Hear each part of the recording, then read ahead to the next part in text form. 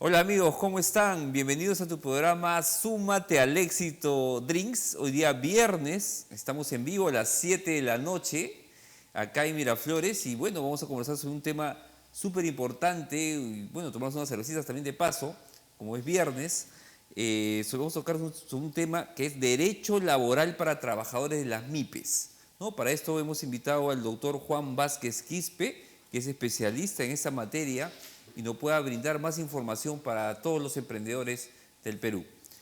Agradecer en primera instancia a Súmate al Éxito, esta gran plataforma digital que lo ubicas en www.sumatealexito.com, donde encontrarás todo lo referente a aulas, capacitaciones, ¿no? Alquiler de todos estos servicios y bueno, pueden ubicarlo también en Instagram en www.sumatealexito.com. También, si deseas prepararte para el futuro, tu mejor opción es CEFE. Lo ubicas en www.academiacefevirtual.com si deseas prepararte para el futuro, para la universidad, o si ya estás en la universidad y deseas también un refuerzo, tu mejor opción es la Academia CEFE. Agradecer también a la pollería Ellis, que siempre está con nosotros. Si deseas comerte un pollo a la leña, un lomo saltado, tu mejor opción es Ellis, Plaza Buter 292 en Barranco. Y bueno, si deseas capacitarte con nosotros, lo puedes hacer por medio de Point Empresarial, lo ubicas en el Facebook como Point Empresarial. Tenemos el sábado 7 la capacitación con el doctor Sterling a las 6 de la tarde, que son habilidades blandas. El sábado 21, bueno, yo voy a editar la ponencia, Fundamentos de Marketing Digital. El sábado 28 tenemos también otra ponencia con el doctor Sterling, que es habilidades blandas para directivos. Y cerramos el sábado 28 también con el tema de call center. Así que ingresa a Point Empresarial, inscríbete en nuestros cursos. Vamos a dar pase a nuestro invitado, al doctor Juan Vázquez Quispe. ¿Cómo está, doctor Juan Vázquez? Bien, bien, muchas gracias por la invitación y felicitarlo por el trabajo que vienen desarrollando. Muchas gracias. Sí, nosotros acá en Súmate al Éxito Drinks tratamos siempre de ayudar a los emprendedores a un viernes en la noche podamos conversar, saber un poco más sobre el tema de gestión y puedan mejorar sobre todo su tema de negocio. Y hoy día vamos a tocar este tema que es súper importante, que es el derecho laboral para los trabajadores de las MIPES. Hay mucha gente que no sabe que hay una ley ya que ha sido promulgada, y a ver si nos puedes especificar bien acerca de la ley sobre los trabajadores de las MIPES. Bueno, en principio tenemos que señalar de que en el país las micro y pequeñas empresas en realidad constituyen la base del desarrollo económico del país. Sí. O sea, claro, el trabajo está precisamente en este sector y eso es importantísimo porque finalmente eso constituye capital nacional. O sea, exacto, y por lo tanto hay que apoyarlos y fortalecerlos, ¿no? En ese sentido, se ha establecido un régimen laboral especial para esta forma de organización empresarial y económica. Se ha hecho una diferencia entre lo que se conoce como las microempresas y las pequeñas empresas. Las microempresas son aquellas que tienen un ingreso o facturan, en tu caso, como límite 150 UITs. Y las pequeñas empresas, su máximo es de 17.000 UITs. Entonces, en ese límite están. Y las medianas empresas ya son aquellas que facturan... 1.700 UITs, creo. Claro, aquellas que facturan de ese monto en adelante. Sí. En consecuencia, eso es un principio que hay que señalar. Segundo, si bien... Esa es la ley de MIPE. Claro, ¿cierto? Así es. Esa es de que estamos regidos del 2003. Así es. Entonces, si bien estas empresas desarrollan actividades económicas, sin embargo, tienen una relación laboral. O sea, en principio existe una relación laboral. Pero la relación laboral, tanto en las microempresas como las pequeñas empresas, hay diferencias. Exacto. Primero, que en el país, por mandato constitucional, todos los que trabajamos debemos ser debidamente remunerados. Entonces, los que trabajan en las micro y pequeñas empresas tienen el derecho a percibir una remuneración mínima. Es decir, no puede las remuneraciones establecerse por debajo de esa barrera remunerativa, que es la remuneración mínima vital. Entonces, por lo tanto, eso es un derecho fundamental que tienen los trabajadores. Segundo, tienen derecho al descanso anual, ¿ya? Y el descanso semanal. En el caso del descanso semanal, tiene que ver con 24 horas, en particular son los domingos, ¿no? Los domingos, también los feriados y las fechas festivas, claro. Correcto, que en todo caso el calendario nacional lo reconoce, en ambos casos, en el caso de las empresas, las microempresas y las pequeñas empresas. Las diferencias se empiezan a encontrar en el caso del pago de las gratificaciones. En las microempresas sí hay la posibilidad de pagar gratificaciones, que es el 50% de la remuneración. O sea, hay una gratificación de las fiestas patrias que se pagan en julio, sí. Y las gratificaciones de Navidad que se pagan en diciembre. Sí. En el régimen general, estas gratificaciones son una remuneración completa, ¿correcto? Entonces todo trabajador tiene derecho a 2 gratificaciones, claro. Que es una remuneración completa en el régimen general. Claro, pero en el régimen especial, que es de la micro y pequeña empresa, en este caso es solo para el caso de las pequeñas empresas, es el 50% de la remuneración, sí, sí. ¿Correcto? O sea, es la mitad. Entonces, se le paga la mitad de la remuneración en julio y la mitad de la remuneración en diciembre. Correcto. En el caso de las microempresas, no, los trabajadores en este sector, no, la norma no prevé la posibilidad de que puedan percibir gratificaciones. Entonces, ahí, por ejemplo, tenemos una primera diferencia. La segunda diferencia... O sea, disculpe, no en las microempresas. No puede percibir gratificaciones. En las microempresas. O sea, aquellas empresas que tienen una facturación que no supera de 150 UITs. ¿Correcto? Entonces, ahí hay una diferencia. Sí. La otra diferencia es el tema de la compensación por tiempo de servicios. En el régimen general, la compensación es una remuneración completa por cada periodo anual laborado. En este régimen especial, las microempresas pueden pagar o pagan, en todo caso, de acuerdo a la norma, el 50% de la remuneración por cada año laborado. En el caso de las microempresas, no hay posibilidad, en todo caso, o no están obligadas finalmente a pagar CTS. Lo que no quiere decir que no la puedan pagar. O sea, también tenemos que entender de que los beneficios sociales, si bien son dados por la norma, también tienen como origen la decisión del empleador. O sea, si el empleador decide reconocer este beneficio, lo puede hacer, pero ya está dentro de su espectro de la liberalidad, ¿correcto? Y la capacidad directriz que tiene en el proceso de la relación laboral. Entonces, lo que tenemos que tener claro es que en las microempresas no hay posibilidad de gratificaciones, no hay posibilidad de CTS, pero sí en las pequeñas empresas. ¿Correcto? Entonces, esa es la diferencia. Y la coincidencia es que, otra diferencia sustancial, perdón, es que en las microempresas los trabajadores tienen derecho a prestaciones de salud. Pero las prestaciones de salud se hace dentro de un sistema de su aporte en el sistema integral de salud. ¿Correcto? Mientras que en las pequeñas empresas, las empresas aportan o en todo caso los trabajadores tienen derecho a las prestaciones de salud que presta salud. Pues ahí está la diferencia. O sea, en las microempresas Central CIS y en las pequeñas empresas estamos en salud. ¿El empleador paga en el CIS? Claro, es un sistema, un semi-aporte, se le conoce como una fórmula de semi-aporte. Bueno, constituye, en el caso de salud, es el 9%, claro. ¿Correcto? Y en el caso de las microempresas es menor, es el 50% de eso. Entonces, pero hay un sistema de semi-aporte, por eso se llama un sistema de semi-aporte.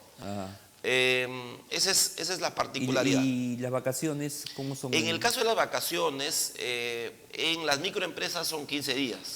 ¿Correcto? ¿Anual? Anual, 15 días anual. Y en las pequeñas empresas también es 15 días anual. Es más, la norma prevé la posibilidad de que si hay un acuerdo entre las partes, ese descanso puede ser menor. Entonces ahí tenemos los criterios establecidos en la norma, ¿no? Entonces aquí encontramos esas diferencias sustanciales. Claro. Pero también hay otro aspecto Disculpe, muy importante. ¿cómo diferencias cuando es microempresa? O sea, si el que va a trabajar entra a trabajar en una microempresa, ¿cómo diferencia que le van a pagar, le van a hacer un contrato de esa forma? Bueno, en principio, no todas las empresas, para alcanzar la condición de micro, pequeña o mediana empresa, sí, no es automático. O sea, hay un procedimiento. Ajá. Hay un registro nacional de micros, pequeñas y medianas empresas. Este registro nacional depende del Ministerio de Trabajo. Ajá. O sea, para que yo alcance esa condición, sí, no es automático, sino yo tengo que hacer el trámite de registro. Y el registro es sencillo, o sea, con el número de RUC que tienen las empresas, se tramita ante el Ministerio de Trabajo, y el Ministerio de Trabajo se encarga de emitir, en todo caso, la constancia de micro, pequeña y mediana empresa. Sin embargo, hay que tomar en cuenta de que la condición o la certificación de micro, pequeña y mediana empresa no es suficiente. Ajá. Porque lamentablemente este es un régimen especial, por eso se llama régimen especial. Sí. Entonces, como régimen especial, las empresas obviamente tienen facilidades, como estamos viendo, sí, ¿correcto? A diferencia del régimen general. Entonces, sin embargo, por ejemplo, esta situación puede suspenderse ya cuando estamos, por ejemplo, una micro o pequeña empresa o una empresa, por ejemplo, ha desarrollado una suerte de fraude, ajá, ¿correcto? De fraude.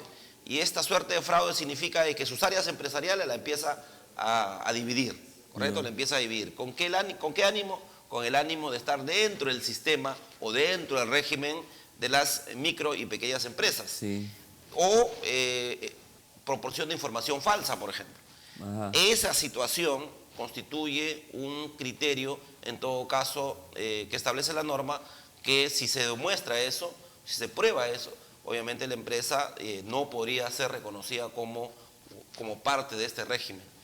O las micro y pequeñas empresas que tienen relaciones tanto nacionales como internacionales con otras empresas que no gozan de esta condición. Ajá, ¿correcto? O sea, existe una vinculación, entre una micro y pequeña empresa con otra empresa que no alcanza esa condición. Ajá. Esa vinculación le permite en todo caso perder su condición y no poder acogerse a este régimen. ¿Correcto? O sea, hay excepcionalidades, hay situaciones que la norma prevé de que este régimen o un conjunto de empresas pueden ser en todo caso separadas o pueden ser, de alguna manera, separadas, claro, del régimen especial, porque claro, seguimos señalando de que el régimen es especial. Es especial, claro. Para situaciones particulares y para determinadas condiciones empresariales. O sea, no es un régimen general, sino un régimen especial.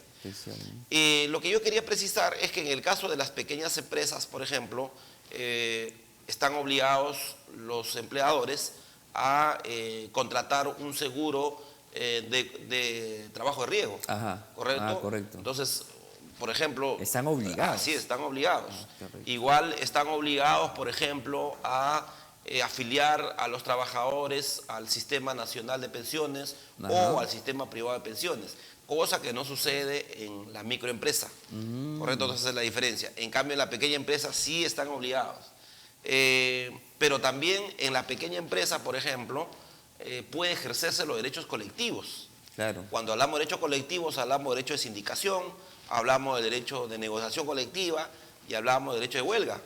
Pero en la microempresa no se puede ejercer, o en todo caso la norma no prevé la posibilidad del reconocimiento de derechos colectivos. También lo que tendríamos que señalar es que si existe o no existe protección al despido. O sea, si el empleador puede despedir y no hay, en todo caso, una suerte de compensación o indemnización por el despido. Claro. Ahí hay una discusión en la doctrina, hay una discusión en el ámbito laboral, en los estudiosos del ámbito laboral, en la cual establece, por ejemplo, de que en las microempresas un trabajador que es despedido, la posibilidad de ser indemnizado con 10 remuneraciones diarias. Ajá. Como máximo, su indemnización es de 90 remuneraciones diarias. Es decir, si un trabajador es despedido de forma arbitraria, la norma prevé de que este debe ser indemnizado, ¿correcto? Sí. Y la indemnización es de 10 remuneraciones como mínimo y 90 como máximo. Cuando es diarias, despido. cuando es despido arbitrario. En el caso de las pequeñas empresas, la indemnización por despido es 20 remuneraciones diarias como mínimo y 120 como máximo.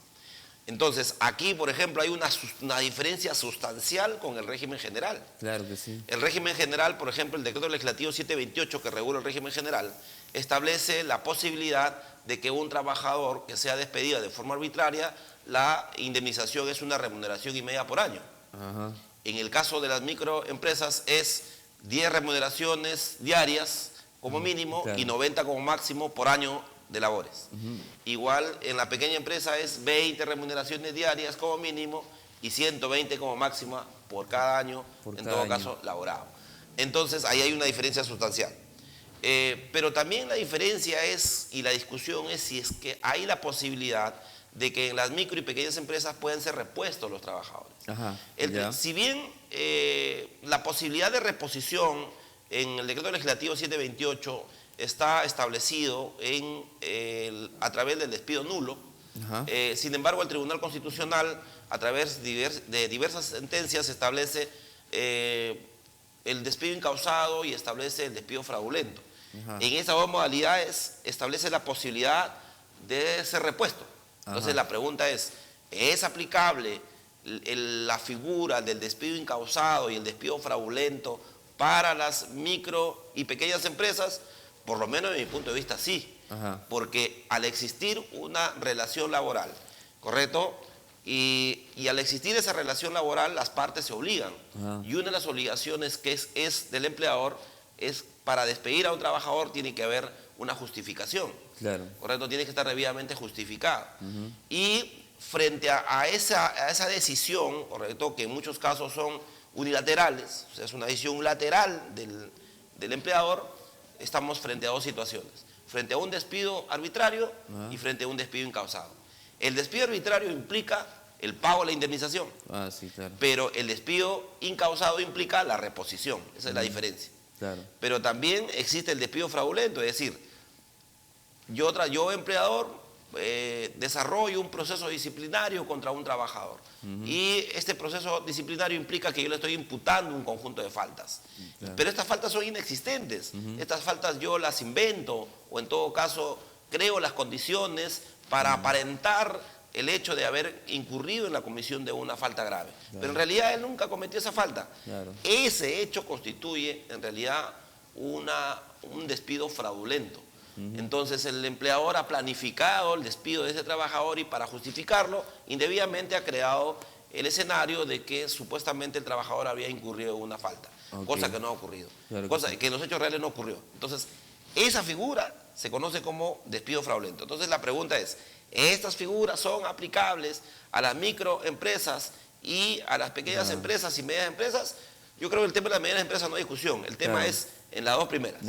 Yo considero que sí. Claro que sí. Yo considero que sí porque todo despido debe ser justificado. Y si no hay justificación, estamos frente a una inconducta del empleador. O sea, y la propia Constitución señala de que debe protegerse en todo caso el trabajo y debe protegerse la relación laboral, porque una persona que no trabaja, una persona que está desvinculada laboralmente, es una persona que está condenada a la precariedad. Y entonces lo que no podemos auspiciar es la precarización, sino debemos auspiciar más bien es el desarrollo, y precisamente lo que están haciendo ustedes es fortalecer en todo caso ese trabajo. Claro que sí, informándoles sobre todo a los emprendedores para que sepan. Una pregunta que siempre nos han hecho acerca de esto, creo que está ahí en el público. ¿Cuántas horas debe trabajar un colaborador de microempresa? Bueno, la norma establece, para que exista una relación laboral, tiene que trabajarse mínimo 4 horas. ¿Correcto? O sea, puede ser un part-time. Una actividad laboral que supere las 4 horas ya origina una relación laboral. Entonces, bajo esos criterios, la jornada mínima que podría ser es de 4 horas y la jornada máxima es de 8 horas. En este caso, tanto para las micro como las pequeñas empresas, la jornada es de 8 horas. ¿Correcto? ¿Puede establecerse una jornada menor? Sí, puede ser voluntad del empleador. Pero normalmente pasa de que trabajan 12 horas. O sea, Ya. usted sabe, por ejemplo, un chico que trabaja en una galería y que está trabajando por medio de la ley MIPE, entonces trabaja 12 horas. Bueno, la norma establece como plazo o como jornada máxima de 8 horas. Eso es lo que establece la norma, 8 horas. Ajá. El trabajo superior a esas 8 horas, o sea, la norma me señala de que la jornada máxima es de 8 horas, ¿correcto?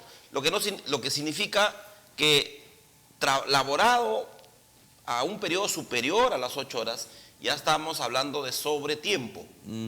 Y el sobretiempo debe ser debidamente elaborado, debidamente remunerado, más allá de su remuneración. Es decir, vamos a poner un ejemplo, un trabajador gana una remuneración mínima, sí, ¿correcto? Que está obligado a cumplir sus 8 horas diarias. Esa es otra pregunta, ¿cuánto debe ganar un trabajador de la MIPE? Bueno, la norma establece la remuneración mínima, si no me equivoco, de 930. Ajá. O sea, no puede ganar menos. No puede ganar No menos. puede ganar menos. O sea, por eso ¿Qué decía, pasa si pero eso ocurre bastante, ¿no? De que le pagan menos y están ahí trabajando, y qué pasa si el fiscalizador llega y él está en la ley MIPE, pero le está pagando un mínimo 600? bueno, en todo caso, si hay un empleador que paga menos que la remuneración mínima vital, estaría incurriendo en un acto de ilegalidad. Claro. Y tendría que ser sancionado por, en este caso, la Superintendencia de Fiscalización Laboral, la SUNAFIL. O sea, para eso existe hoy día la Superintendencia de Fiscalización Laboral, que se encarga precisamente de fiscalizar a las empresas para que cumplan las normas sociolaborales. Si en este caso estamos frente a una microempresa que no está cumpliendo lo establecido por la norma, que es el pago de la remuneración mínima vital, que es de 930 soles, que significa que no puede pagar menos que ese monto, en todo caso estaría incurriendo en una inconducta, y eso debe ser sancionado. Eso por un lado. Pero regresando al sobretiempo, al trabajo más allá de la jornada establecida, o sea, los trabajadores pueden trabajar, pero ojo, el sobretiempo es voluntario, es facultativo, no es obligatorio. O sea, el empleador tiene que consultar al trabajador si tiene la disposición de continuar laborando más allá de su jornada. Claro que sí. Si el trabajador acepta laborar más allá de su jornada, el empleador está obligado a pagar ese sobretiempo, esas horas extras de trabajo, ¿correcto? Pero las horas extras de trabajo no pueden ser 8 horas más, porque se entiende, porque el trabajador necesita descansar. Entonces está claro de que la jornada laboral no puede ser superior a 8 horas. Exacto. ¿Correcto? Y todas las labores desarrolladas superior a las 8 horas deben ser debidamente remuneradas como trabajo, como horas extras. Claro. Ahora, tampoco los trabajadores están obligados a trabajar los domingos. Tampoco están obligados a trabajar los feriados. ¿Y cómo es el tema de pagos extras? Ahora, en este caso, obviamente, a veces digo que las empresas necesitan pues continuar con su capacidad productiva, bueno, porque tienen sus clientes, en todo caso le obligan a cumplir con los pedidos correspondientes, y en la jornada que tienen los trabajadores no han podido cumplir con las metas y los objetivos. Entonces, en ese sentido, también el trabajo que puedan hacer los domingos o los días feriados son facultativos, no son obligatorios. Es decir, el empleador tiene que coordinarlo, tiene que consultarlo al trabajador, y es el trabajador el que decide si trabaja o no trabaja esos días, porque son parte de su descanso. Ahora, si son parte de su descanso, tendría que pagarle su jornada, o sea, el tiempo elaborado, tendría que pagarle su descanso y además su indemnización. Claro. O sea, tendría que pagarle 3 jornadas. 3 jornadas. Así es. Pero en todo caso, ese es el derecho que se le reconoce a los trabajadores, porque obviamente el descanso constituye un derecho fundamental. Exacto. O sea, un trabajador que no descansa, un trabajador que no le dedica tiempo, en todo caso, a estar distante por un periodo de las actividades laborales, es un trabajador que se va a enfermar. Por supuesto. Que se va a enfermar, o sea, va a adquirir enfermedades ocupacionales, va a afectar su integridad física, va a afectar su integridad mental, y vamos a tener un trabajador obviamente no productivo, porque un trabajador que sufre de enfermedades ocupacionales, un trabajador que está estresado, es un trabajador que no produce. Sí, Entonces pues. hay un concepto equivocado de pretender hacer creer de que los trabajadores son más productivos cuanto más tiempo están en el centro de labores. No es cierto. No es cierto. Está probado de que la capacidad productiva está entre las 5, entre las 4, 5, incluso hasta las 6 horas de trabajo. Posteriormente un trabajador ya no es productivo, es un trabajador que va limitando su capacidad productiva. Entonces, ¿qué sentido tiene tener un trabajador en el centro de labores que en realidad su capacidad productiva la va reduciendo no es porque no quiera, sino que la propia naturaleza, su propia capacidad física y mental finalmente no le va a permitir? Entonces, me parece ahí que no hay un tratamiento adecuado sobre la capacidad productiva. O sea, yo considero que debe profundizarse más el tema y preocuparse más sobre eso, ¿no? Ahora, esta ley ayuda bastante al microempresario en el tema de la parte que tiene que pagar por el trabajador, ¿no? O sea, ¿por qué? Porque no le está pagando, como usted dice, la parte del CTS, la parte de la gratificación, su jornada laboral puede ser de 8 a más, tiene un sueldo mínimo de 930 mensual, está bien vinculado bastante a ayudarlo al microempresario a que pueda formalizarlo de acuerdo a esta ley de MIPE. También el tema del seguro, ¿no? Con el tema del CIS, como usted menciona, ya no es salud, que lo ayuda también a vincularlo y tenerlo más claro en el tema de poderlo ayudar. Y en lo que respecta al tema del seguro, sí es indispensable, como usted dice, en el tema de riesgo, que sí cuente con seguro. ¿Y cuánto más o menos debe adquirir un microempresario de seguro? ¿Usted sabe más o menos cuánto es lo que bueno, el tema de de seguros, riesgo, ¿no? bueno, el trabajo de riesgo es un trabajo que su desarrollo afecta a la integridad física y mental de los trabajadores. Por ejemplo, los trabajos de las industrias, por ejemplo, los trabajos que tienen que ver con levantar peso, por ejemplo, los trabajos de manufactura, ¿no? Sí. Los trabajos de manufactura son aparentemente que no generan ningún efecto nocivo, pero no es así. Claro. O sea, nosotros tenemos tanto en las extremidades superiores, en los dedos, en las articulaciones, aquí en esta parte del hombro existe los médicos conocen mejor eso, se llama el manguito rotador. Ajá. El manguito rotador. Y ese manguito es lo que nos permite, en todo caso, movilizar nuestras extremidades. Claro. Entonces, cuando más lo movilizamos ya y no actuamos racionalmente, eso va generando un problema físico. Claro. Y ese problema físico implica que las personas ya no van a poder mover sus extremidades, ni siquiera van a poder mover sus dedos. Claro. Y estamos hablando de personas de 40 años, no estamos hablando de personas de 60 o 70 años, sino personas que tienen una edad promedio y que tienen ese problema. Y esa afectación en realidad es una enfermedad ocupacional. Exacto. Entonces, esa enfermedad ocupacional implica que estamos frente a un trabajo de riesgo. Exacto. Entonces, por lo tanto, ¿y por qué decimos trabajo de riesgo? Porque ese trabajo afecta la integridad física y la integridad mental del trabajador. Claro. En consecuencia, el empleador está obligado a adquirir un seguro frente a esa situación, porque el problema es, ¿qué va a pasar con ese trabajador cuando ya no pueda desenvolverse, ya no pueda cumplir sus obligaciones laborales? Obviamente está totalmente desprotegido. Entonces, el seguro es el que protege finalmente. La norma señala de que si la afectación, correcto, a su capacidad física está sobre el 50%, se le paga una pensión, correcto, una pensión. Pero si la afectación supera el 70%, la pensión vitalicia, correcto, tiene que ver con la remuneración que él percibía en su época o en el momento que él desarrolló sus actividades laborales. Entonces, el seguro por trabajo de riesgo es un seguro importantísimo, aunque aparentemente pareciera, correcto, un sobrecosto, pero en realidad eso le permite a los trabajadores garantizar una calidad de vida posterior a su afectación por el desarrollo del trabajo. No nos olvidemos que el trabajo no solo nos permite el ingreso económico, sino también nos genera efectos nocivos. Una consulta, doctor. Usted dice que de acuerdo a la ley MIPE, el microempresario puede afiliarse hasta 150 UITs. Su facturación. Su facturación. Ok, estamos hablando que el UIT es ahorita de este año 4.200. Sí, más o menos. Ya.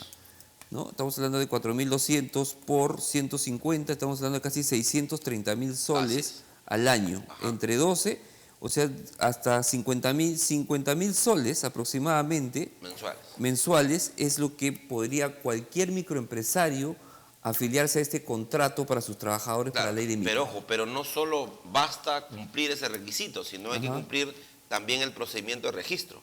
O sea, tiene que estar en el registro nacional. Primero tiene que escribirse como registro. Así es. Ok. Y autorizarlo. Claro, ahí hay varios casos, ¿no? Por ejemplo, bueno, yo soy en principio abogado litigante y a mí se me hacen las consultas siguientes, pero, doctor, me preguntan, pero yo he empezado mis actividades laborales antes del registro. Entonces la pregunta es, ¿qué régimen se me aplica? Bueno, en este caso, por lo menos de mi punto de vista, si la empresa recién se registró, vamos a imaginar, en el año 2018, pero sus actividades laborales las empezó el 2015, es decir, 2015, 2016 y 2017 estaríamos bajo el régimen general. Exacto. Así es. Entonces, para la aplicación de este régimen especial, necesariamente tiene que registrarse. Necesariamente. O sea, no basta decir, ¿sabe qué? Yo tengo mi facturación sobre estos límites y por lo tanto estoy automáticamente dentro del régimen de MIPES, ¿no? Hay que cumplir el procedimiento de registro ante la Autoridad Administrativa de Trabajo, que es, en este caso, el Ministerio de Trabajo. Correcto. Así es. Qué interesante, ¿eh? Muy interesante. Sí, pues. Ahora tenemos alguna pregunta del público que nos han hecho. Dice, ¿cuándo se considera legalmente que una empresa es pequeña o mediana? Bueno, hay que diferenciar. Bueno, las medianas empresas son aquellas que su ingreso es superior, en todo caso, a los 1.700 UITs. Y en el caso de las microempresas, como ya hemos señalado, su facturación es superior a 150 UITs y el límite es 1.700.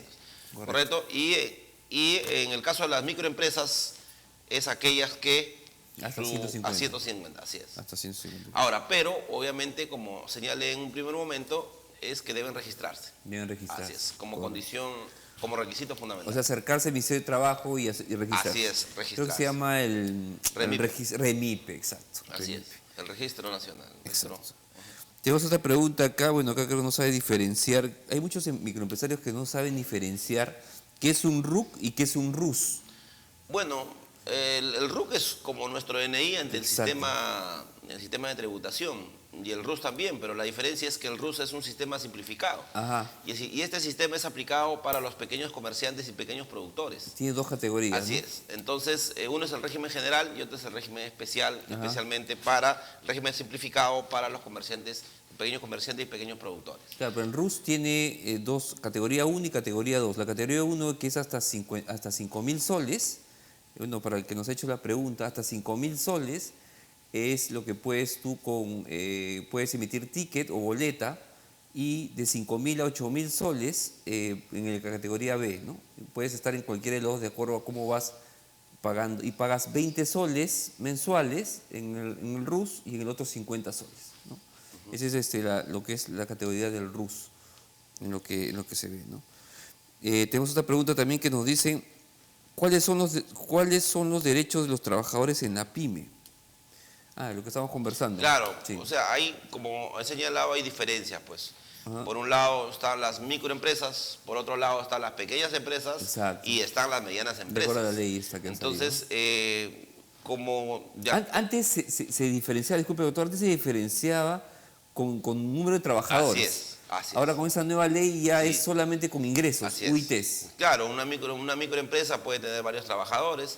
El problema es si supera el límite establecido desde el punto de vista económico. O sea, ahora, ¿hasta cuántos trabajadores puede tener trabajador? Bueno, la norma no prevé hoy día los límites de trabajadores. Lo que la norma prevé es su ámbito económico. O sea, hoy día la visión que se tiene sobre las micro y pequeñas empresas es una visión más económica, ¿correcto? Para poder diferenciarlas, donde ya la parte laboral pasa a segundo plano. Además, ha sido, en todo caso, no ha sido tomado en cuenta, en esta norma no ha sido tomado en cuenta. Excelente, muy bien. Tenemos otra pregunta más del público, dice, ¿cuál es el régimen especial de salud para la microempresa? Bueno, lo que hemos estado conversando. Pues claro, ¿no? o sea, ahí hay una diferencia, ¿no? Las las pequeñas empresas están obligadas a las prestaciones de salud antes de salud, ¿correcto? Que hay que hacer el pago correspondiente, y en las microempresas el CIS. El CIS, como correcto, dice. el CIS, así es, entonces esa es la diferencia. Usted Claro, dice. en el caso de las medianas empresas también están obligadas a las prestaciones que otorga de salud. Ok. Tenemos otra pregunta más del público. Muchas gracias por seguirnos. Dice, ¿ese régimen laboral especial limita los derechos de los trabajadores de manera negativa? Bueno, ya es una pregunta de fondo, cierto, ¿no? sí, Ya pues. es una pregunta de fondo porque, bueno, en mi condición de abogado, bueno, es un régimen especial. Sí, pues. O sea, primero tenemos que situarnos que dentro de los regímenes laborales existe un régimen general que es aplicado para todos, ¿ya? Y hay un régimen especial. Así como hay un régimen especial para las pymes, MIPES, también hay un régimen especial para el sector agrario, hay un régimen especial para el sector minero, hay un régimen especial para el sector construcción civil, en fin. Entonces, este régimen es un régimen de excepción, una situación excepcional, o sea, que está dirigida para un determinado sector.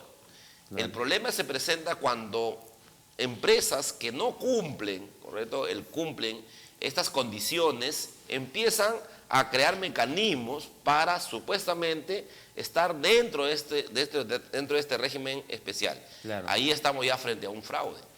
Entonces yo lo que quiero entender es que efectivamente, o sea, este régimen es un régimen restrictivo, diría yo, restrictivo de derechos laborales, porque como hemos analizado, en las microempresas, por ejemplo, no se reconoce el derecho a las gratificaciones, sí, pues, no se reconoce el derecho a las compensaciones. Está más adecuada para el microempresario. Claro, o sea, entiendo, más que para el trabajador. Claro, entiendo que el objetivo, ¿cuál es? Es que este microempresario, que puede ser una persona natural o una persona jurídica, ¿correcto?, tenga mejores condiciones para poder desarrollar, para poder estabilizarse. También tenemos que entender de que tener un pequeño negocio o tener una pequeña empresa no es tan simple, o sea, administrarla, o sea, la competencia es muy grande.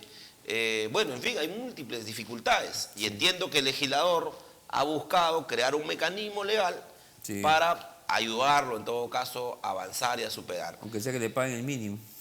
Claro, el problema está en que se le corre traslado, en realidad, la responsabilidad del fortalecimiento de las pequeñas y microempresas a los trabajadores. Pues el trabajador finalmente es el que se pone al hombro todo el proceso y finalmente llega un momento en el cual el empleador, digo yo, ¿sabes qué? Ya no quiero con tu servicio, ya no quiero tus servicios y te despide y te paga tus 10 remuneraciones o 20 remuneraciones y se acabó. Claro. Yo considero ahí, por ejemplo, que en todo caso estamos frente a un régimen restrictivo, ¿no?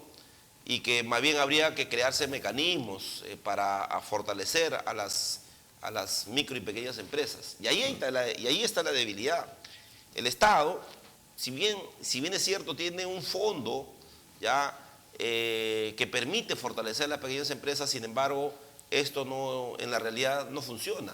Ese es el problema. O sea, el Estado no se está comprometiendo finalmente, o no existe un compromiso real con el desarrollo y fortalecimiento de las micro y pequeñas empresas. Y creo que eso es un aspecto fundamental, ¿no? Sí. Tenemos otra pregunta más del público acerca de cómo nos dicen sobre eso justamente lo que estamos hablando, la REPYME, ¿no? El proceso de inscripción en la REPYME es muy riguroso. No, es sencillo, es sencillo.